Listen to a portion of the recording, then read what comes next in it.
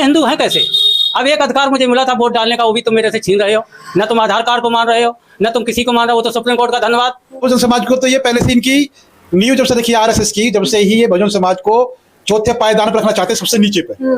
और ये इनकी मानसिकता आज से नहीं है कि भाई आने वाले समय में ये देखना कि आपको वोटिंग का राइट ही नहीं मिलेगा, इलेक्शन होंगे ही नहीं है। और वही स्थिति आज की समय मतलब दिखाई दे रही है। लोकतंत्र तो इन्होंने खत्म कर दिया, अब तो ये तो राजतंत्र चाहते हैं। ये तो सोच रहे हैं कि हम ही रहें, इन्होंने तो क्लियर कर दिया था 50 साल हम रहेंगे। साहब ने जो संविधान बनाया, एक वोट का जो हमें अधिकार दिया, अब जब हमारा वही अधिकार खत्म हो रहा है तो बाबा साहब ने जितनी भी मेहनत करी तो वो सब बेकार हो गई। इसके प्रधानमंत्री अमित शाह को ज्यादा हिटलर शाही ठीक नहीं होती है, अति रावण की होती है। जब ज्यादा तुम लोग सताओगे तो इस बहुजन समाज को रोड पर उतर के मुझे आंदोलन करना पड़ेगा। इसके लिए मुझे कुछ भी कुर्बानी देनी पड़े। नमस्कार, मैं ज्योति यादव और आप देख रहे हैं हिंद समाचार। बहुजन समाज की या फिर यूं कहें कि देश की जनता की वोटों की चोरी की जा रही है, जिसके खिलाफ इंडिया गठबंधन ने मोर्चा खोला है। लोग सड़कों पर भी उतर रहे हैं, कहीं कैंडल मार्च देखने को मिल रहे हैं तो कहीं सुप्रीम कोर्ट में 65 लाख मतदाताओं को जिस प्रकार से वोटर लिस्ट से गायब किया गया है उसका हिसाब भी चीफ जस्टिस मांग रहे हैं। लेकिन इस पूरे विषय पर तमाम लोग चर्चाएं तो कर रहे हैं, लेकिन सीधे तौर पर इस वक्त मैं मौजूद हूँ बहुजन उत्थान महासंघ, तमाम लोगों की एक बड़ी बैठक हुई आज। क्या कुछ चर्चाएं हुई, किस मुद्दे पर बातचीत हुई और किस प्रकार से हकमारी की जा रही है? अभी तक तो जाति के नाम पर शोषण किया जाता था, अब वोट चोरी की जा रही है। मैं हिंद समाचार के लिए धन्यवाद हूँ जो आप हमारे इलाके में जो है आए हैं और जन भावनाओं की सोच के अनुसार देखते हुए आपको बाइट दी जा रही है। वास्तव में हकीकत है कि इस समय चुनाव अधिकारी अपॉइंट किए जा रहे हैं।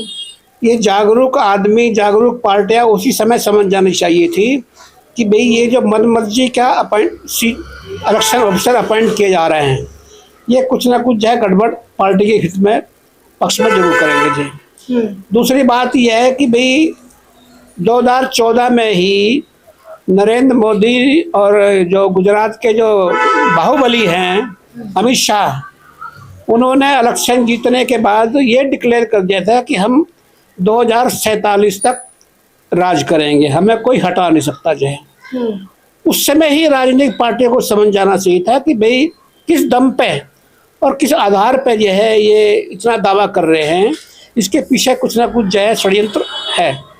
और आज वो षड्यंत्र अभी जो इंडिया की जो पार्टियां है, इंडिया अलायंस की जो पार्टियां है, वो बात उठा रही है।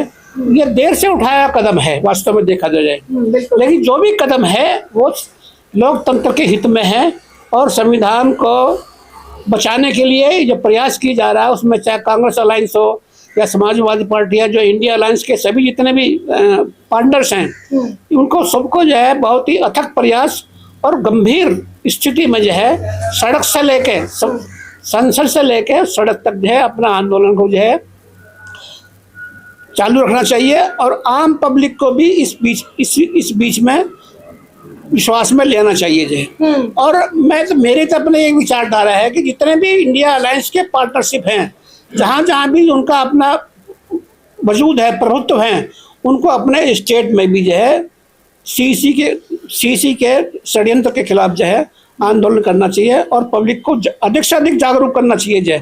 नहीं तो एक स्थिति आएगी, मैं अपने साथियों से विचार करता रहता था कि भाई आने वाले समय में ये देखना कि आपको वोटिंग का राइट ही नहीं मिलेगा, इलेक्शन होंगे ही नहीं है। और वही स्थिति आज की समय मतलब दिखाई दे रही है। जिस हिसाब से जो है सर्वेक्षण हो रहा है, बिहार में हो रहा या और जगह जो षड्यंत्र पाए गए हैं, उसको देखते हुए तो बहुत पहले से हमारा जो है ये आंदोलन हो जाना चाहिए था जो है। और ये भी हकीकत है, बीजेपी के हाथों से शासन छीनना बहुत बड़ा मुश्किल काम है। जब तक ये एक प्लेटफार्म पर इकट्ठे नहीं होंगे, एक अलायंस बनाकर, तब तक ये उसको उखाड़ नहीं पाएंगे जो। जाहिर तौर पर ये एक मुख्य बात है, बीजेपी इतनी आसानी से अपनी गद्दी तो नहीं छोड़ेगी। दूसरा, उन्होंने जो उनके पास जो एजेंडा है, जो हिंदुत्व का एजेंडा है, हालांकि वो एजेंडा फर्जी है, वो एजेंडा हिंदुत्व का एजेंडा फर्जी है, क्योंकि बहुत से सोचने वाले कहते हैं कि भाई ये हिंदू के पक्ष में ये पार्टी है, लेकिन नहीं, वो गलत है। बिल्कुल भी हिंदुओं के पक्ष में पार्टी नहीं है भाई। जितने भी उन्होंने जो PSU थे, पब्लिक सेक्टर यूनिट थे, रोजगार के साधन थे, उसमें सभी लोग जाते थे। SC ST OBC जनरल सभी का उसमें चयन होता था। जो वो सब ऑलमोस्ट प्राइवेट सेक्टर में सौंप दिए गए। जितने भी गवर्नमेंट सेक्टर्स हैं, चाहे वो सचिवालय है या स्टेट सचिवालय है, उन पर सब जो है कॉन्ट्रैक्ट बेस पर जो है उनको पोस्टिंग दी जा रही है जो है। तो वो किसका नुकसान है? वो तो, और मैं तो ये कहता हूँ कि सबसे ज्यादा नुकसान करने वाली हिंदुओं की पार्टी, जो सो कॉल्ड अपने आप को हिंदू कहते हैं, सबसे ज्यादा नुकसान पहुंचाने वाली पार्टी जो है वो बीजेपी है। क्योंकि पढ़ा लिखा वर्ग जो हायर एजुकेशन वाला है, जो हायर एजुकेशन वाला वह है, वो तो उन्हीं वर्ग से है।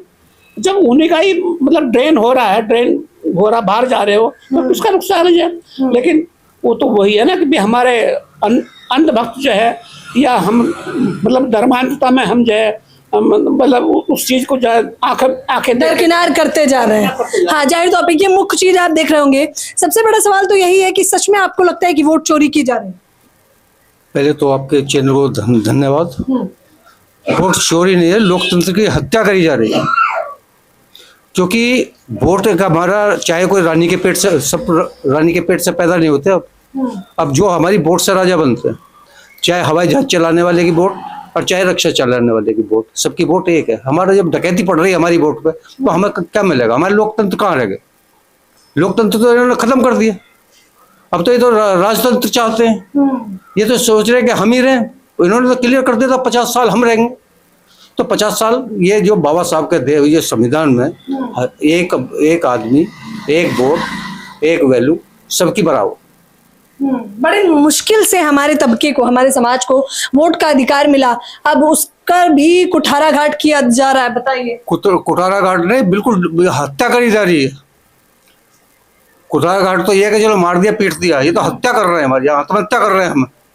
क्योंकि वोट हमारी बेटी की तरह हमें बचानी पड़ती है। हमारी बेटी की इज्जत और वोट की इज्जत हमारे लिए उससे भी ज्यादा सम्मान है। अगर हमारी वोट बचेगी तो हमारी बहन बेटियों की इज्जत बचेगी, वरना हमारी बहन बेटियों की इज्जत भी ये हमारी बहन बेटियों की इज्जत को भी नहीं छोड़ना। देखिए कितनी बड़ी बात कही इन्होंने। कहा कि वोट हमारे लिए हमारी बहन बेटी की इज्जत के बराबर है। ये जो बाबा साहब ने जो संविधान बनाया, एक वोट का जो हमें अधिकार दिया, अब जब हमारा वही अधिकार खत्म हो रहा है, तो बाबा साहब ने जितनी भी मेहनत करी तो वो सब बेकार हो गई।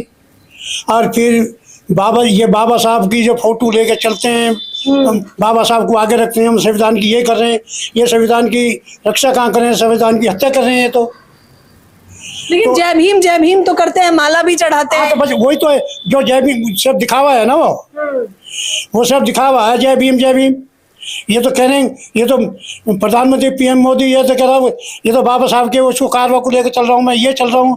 पर बाकी सिर्फ बातों में ही तो है, मौखिक है, लिखित में तो कहीं कुछ है नहीं। तो आप करेंगे क्या? सबसे बड़ा अधिकार, वोट का अधिकार ही छीन लिया जाएगा, या फिर चोरी है तो फिर क्या करेंगे? फिर तो कुछ भी नहीं करेंगे। फिर तो ये जो अभी कुछ आंदोलन करेंगे। मैं हाँ, आंदोलन ही करेंगे, सड़क पर उतरेंगे, इससे ज्यादा और क्या करेंगे? वो जो भी मर मिटेंगे, कोशिश करेंगे जैसे भी है। मतलब ये कह रहे हैं जैसे भी है कोशिश करेंगे। आइए और लोगों से बातचीत करेंगे। क्या कहना चाहेंगे? जब से बीजेपी सरकार आई है तो यानी हम लोगों के शेड्यूल कास्ट का अपमान ही होता चला आ रहा है। हमारी बहन बेटियों सुरक्षित नहीं है। हमारे जो जवान लड़के वो मारे जा रहे हैं, उन पे जो गलत ऐब लगाए जा रहे हैं। और दूसरी बात है, इन्होंने जो रोजगार छीन लिए गरीबों के, समझिए, और नौकरी भी छीन ली। बताइए, हिंदू समर्थक सरकार बताती है, हिंदू एजेंडे पर वोट भी लेती है, प्रोपेगेंडा भी बनाती है, लेकिन वोट भी छीन रही है।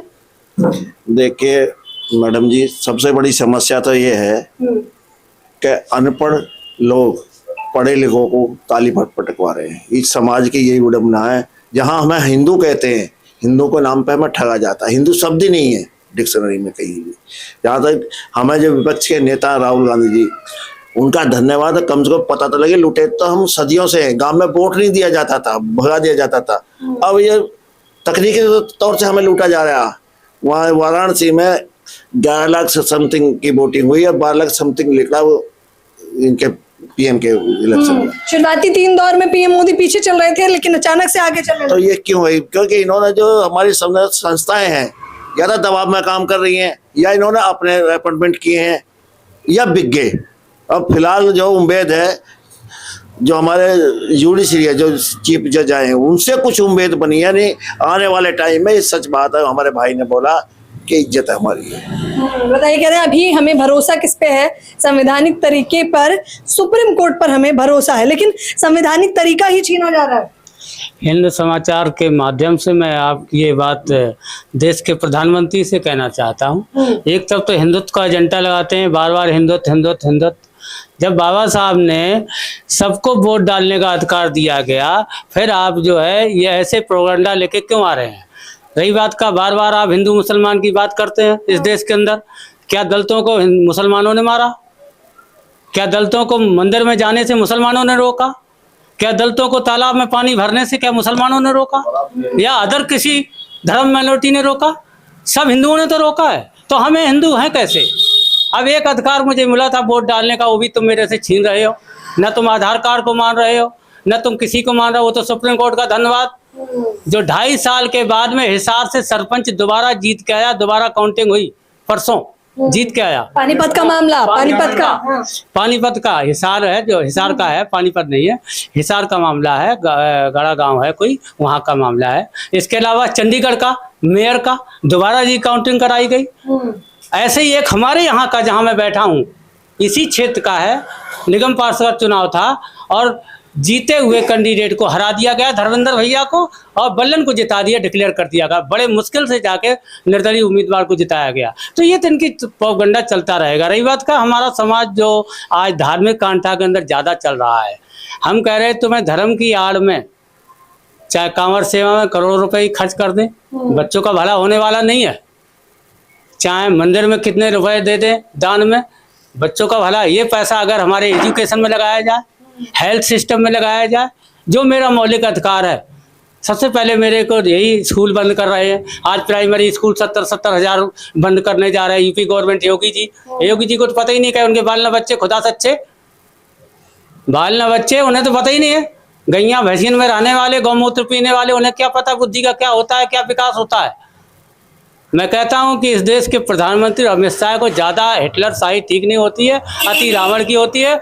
जब ज़्यादा तुम लोग सताओगे तो इस बहुजन समाज को रोड पर उतर के मुझे आंदोलन करना पड़ेगा। इसके लिए मुझे कुछ भी कुर्बानी देनी पड़े। हमने आज़ादी ऐसे नहीं मिली है, बाबा साहब हमें अधिकार दे के गए, उस अधिकार से हम लड़ेंगे, चाहे मुझे जीना पड़े, संघर्ष करना पड़े, कुछ भी करना पड़े। मैं देख लीजिए, कह रहे हैं संघर्ष करना पड़ा तो संघर्ष भी करना पड़ेगा। एक कैमरामैन इस तरफ आइए और लोगों से हम सीधे बातचीत करेंगे। क्या नाम है? हाँ, बताइए। हाँ जी, मैं जैसे आप बता रहे हैं कि आजकल हमारी क्या है, चुनाव सरकार जो है कि उसकी बीजेपी की, वो हमारे चुनाव के अधिकार को भी छीन ली है। और इसके लिए क्या है, देखिए लोकतंत्र जो है, चुनाव और लोकतंत्र का बहुत घनिष्ठ संबंध है। जब तक हम लोकतंत्र को बचाने के लिए हमें चुनाव का करना ही पड़ेगा। चुनाव सही से करेंगे कैसे? चुनाव आयोग ने बड़े ही देर सवेर जाके प्रेस कॉन्फ्रेंस की है, जिसमें सफाई दी जा रही है। पहले भी हमारे संगठन ने पहले भी आंदोलन किए हैं। भानु प्रताप जी हमारे वकील साहब, जो सुप्रीम कोर्ट के वकील हैं, उनके नेतृत्व में हम कई बार गए जा चुके हैं। और उन्होंने पहले भी आवाज उठाई है कि ईवीएम और ये धांधलेबाजी करते हैं जब ये सरकार आती है। कई आप देख रहे हैं, अभी हिसार का किस्सा आया है, और अभी उसका आपने वाराणसी का जिक्र किया है, और भी बहुत सारे मुद्दे हैं।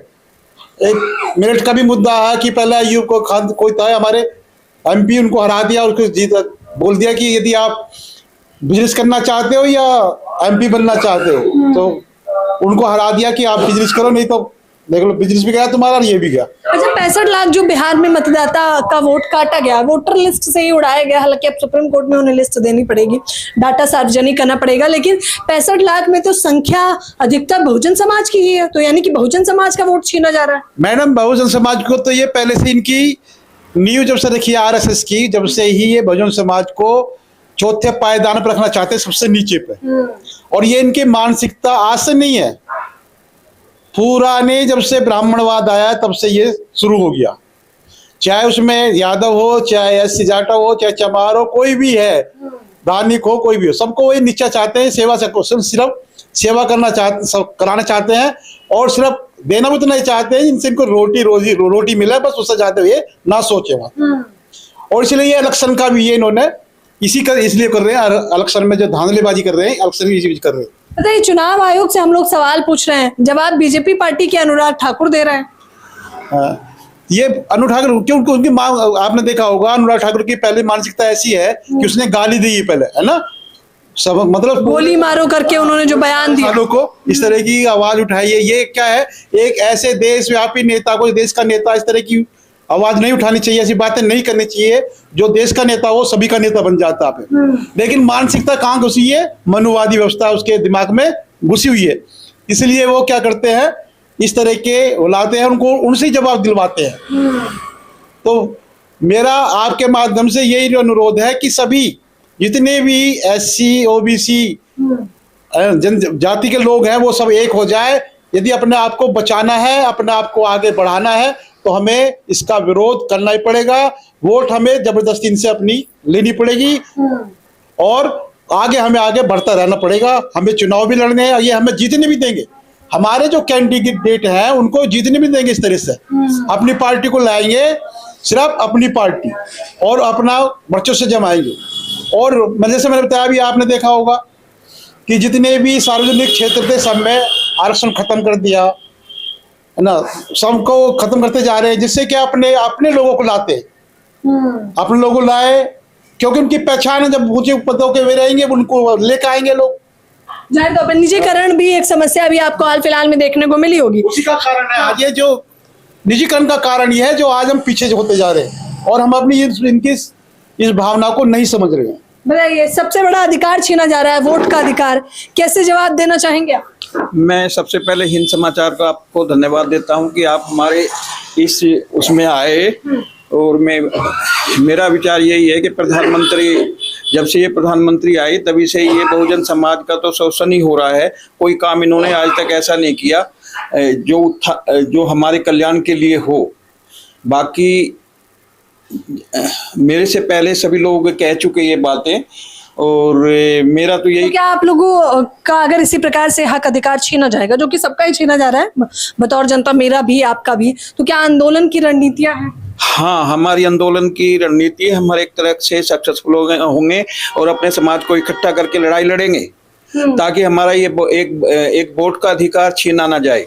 एक वोट का अधिकार छीना ना जाए। आप सोचिए जरा, वैसे भी बहुजन समाज तो वो तबका है जिसे बिना संघर्ष के, लड़ाई के कुछ नहीं मिलता। बड़ी मुश्किल से बाबा साहब ने वोट का अधिकार दिया था, अब उसका भी हनन किया जा रहा है। लेकिन ये लड़ाई सड़क से सदन तक लगातार जारी है। मैं इन लोगों से चर्चाएं यूं ही करती रहूंगी। फिलहाल इस खबर के बारे में आप लोग मुझे अपनी राय जरूर दें। कैमरामैन नावेद के साथ ज्योति यादव।